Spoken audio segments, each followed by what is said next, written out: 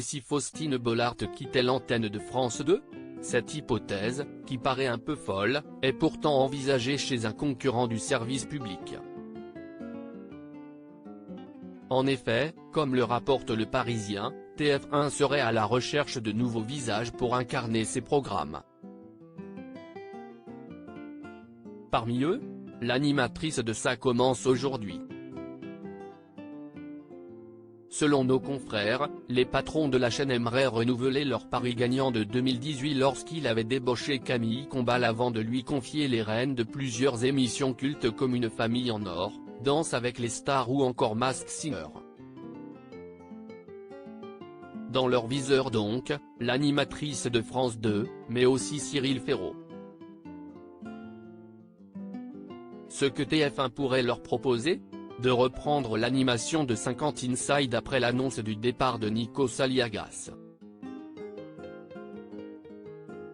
Après 16 ans de bons et loyaux services en effet, l'animateur a révélé à Pure Média quitter l'émission du samedi soir pour se concentrer sur ses autres projets.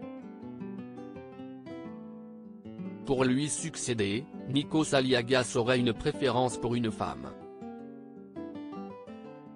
Dans la liste des patrons de TF1, plusieurs noms, dont ceux de deux animatrices phares de la chaîne.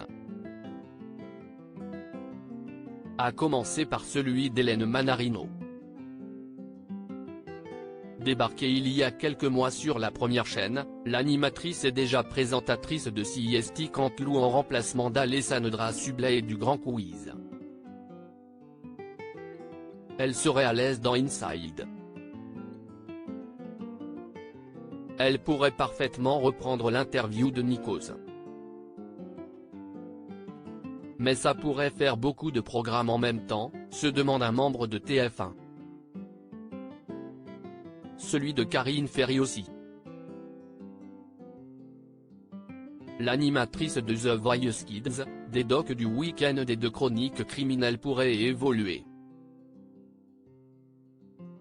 Faustine Bollaert, son rêve ? L'émission de témoignage de France 2, il lui manque sa propre émission. On l'a toujours mise en duo, cette fois ça pourrait être l'occasion de s'affirmer clairement, assure un collaborateur à nos confrères. À moins que le choix de la chaîne ne se porte donc sur Faustine Bollaert. Mais rien n'est moins sûr.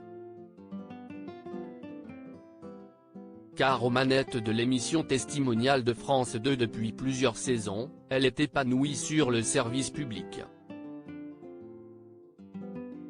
D'autant qu'elle n'y officie que depuis 2017, lorsqu'elle a quitté les antennes de M6. J'ai dit à Jean-Luc Delarue il y a 20 ans qu'un jour je ferais l'émission de témoignage de France 2. C'était un rêve, ça fait candide, mais il y a vraiment quelque chose de l'ordre de ça, affirmait-elle à Télé Loisirs. C'est pour ça aussi que j'ai pris le risque de quitter une émission qui cartonnait comme le meilleur pâtissier pour partir sur une case qui est plus dangereuse.